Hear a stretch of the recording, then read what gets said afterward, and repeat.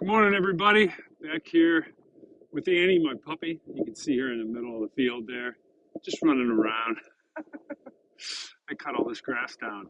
Welcome to my channel where I talk about mental health is spiritual health. I appreciate you guys. If you haven't already subscribed, please do so and share it with others. My channel, I'd really appreciate it. And one thing I want to say, we're going to talk about the Great Divide today. We're going to be in the Gospel of Matthew. But before we start, I just want to remind you guys that I do get a lot of my content from ourdailybread.org. You guys can get that too. I encourage you to do it. You can get it online. It's free. You can make a little donation to them.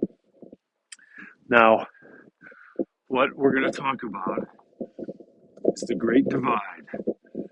And I think you're going to know one of these verses.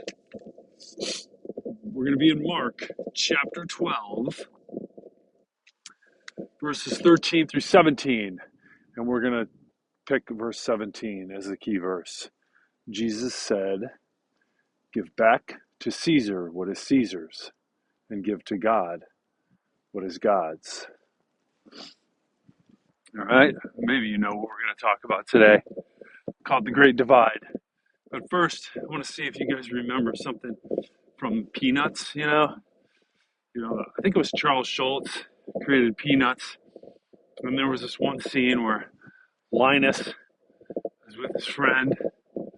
He's talking about the Great Pumpkin, and his friend just starts berating him about the Great Pumpkin and just like laying into Linus.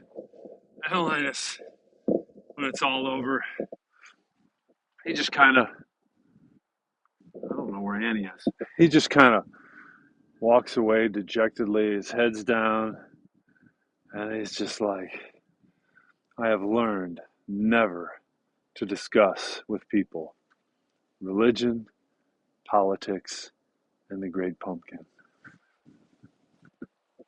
Now, of course, the Great Pumpkin only existed in Linus's mind, right?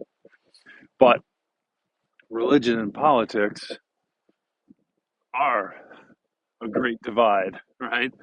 They completely caused issues all across history, not just today, right? Nations, families, friends. See, they're huge, very polarizing issues. Obviously, we just had the election. I probably should have done this one before the election, but it's just very polarizing, religion and politics. And that's where this passage from the Gospel of Mark comes in. I'm going to call for Annie because I don't see her.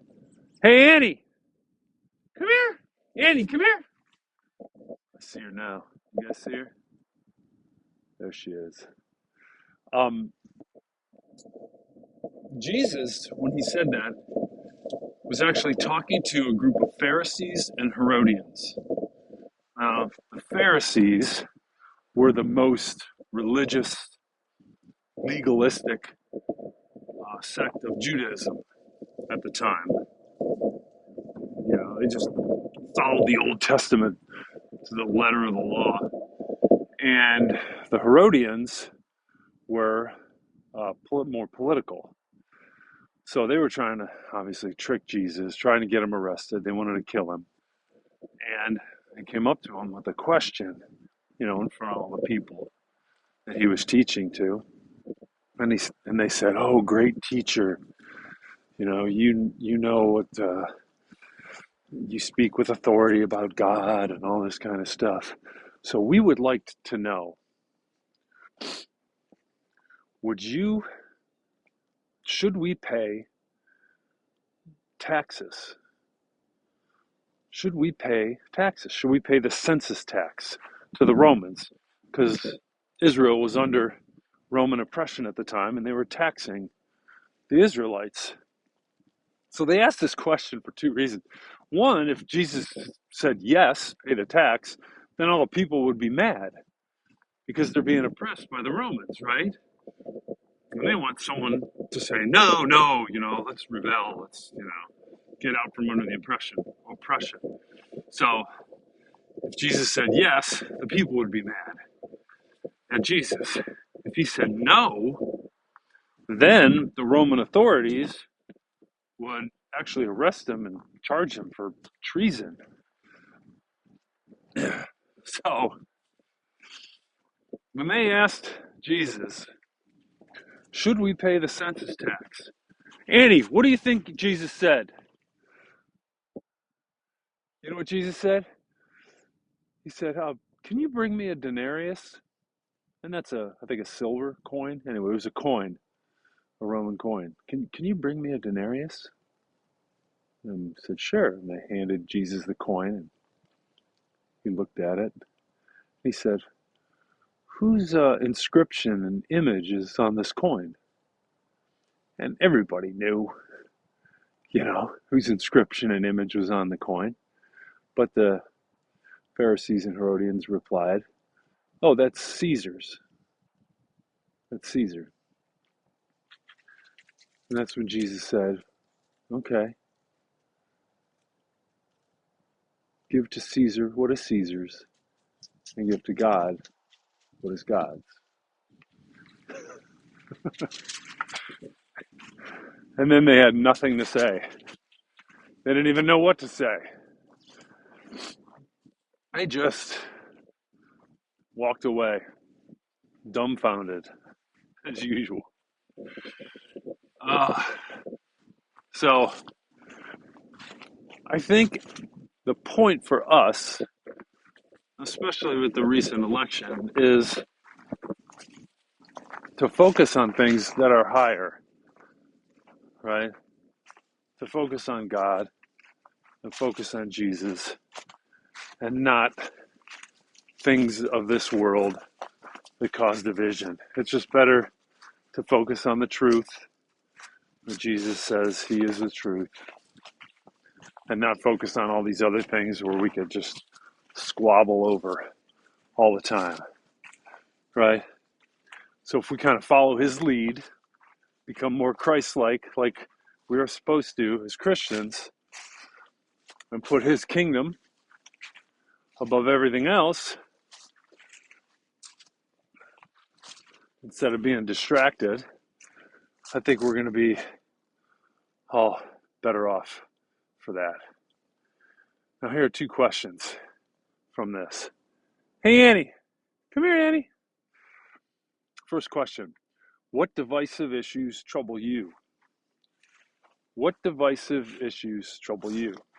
And the second question is, how might keeping your eyes on Jesus help guide your conversations today?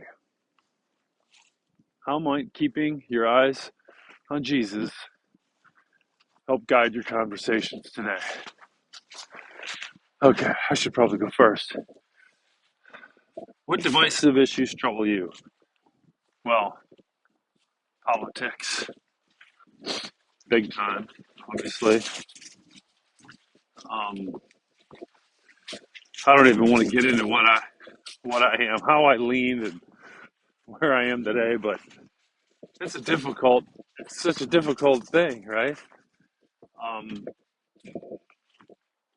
It's just a difficult thing. Don't necessarily want to pick one or two issues, but that just seems to fire the country up more than anything else. And I think I mentioned it or talked about it once on one of my videos, and now I'm just not going to do it anymore because it truly isn't worth it. What divisive issues trouble you? Yeah, that's just a big one, right? Just for our country, I think. That really bothers me about our country. It's just so negative. I just wish we could have better discourse, than just like screaming at each other with one-liners. So I think that's the biggest issue. I'm kind of glad the election is over. Annie, are you glad? Where's Annie? There she is. Hi, Annie. Okay, the second question. How might keeping your eyes on Jesus help guide your conversations today? Well, I'm sure I can do a better job of this, but to try to keep in mind what he would want from me, And God's basically said there's the greatest commandment is essentially two commandments. This is what he said when someone asked him that. Love your God with all your heart, might, soul, and strength. And the second one is like it, he said. Love your neighbor as yourself and love your enemies.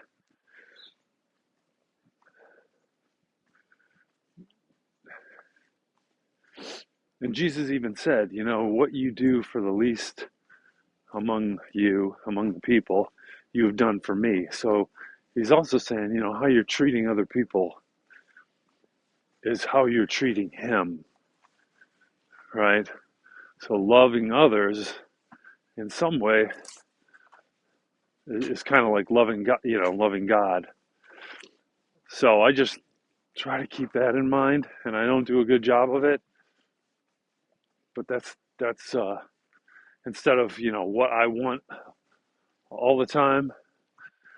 So I just try to take a deep breath if something's bothering me. But I don't always do the best at that. So I'd actually like to hear from you guys, what divisive issues trouble you? If you can put that in the comments. But also this, how might keeping your eyes on Jesus help guide your conversations today? So I'd like to learn from you as well and help me do a better job of that. Okay? Well, thanks for listening. If you like the video, please like it.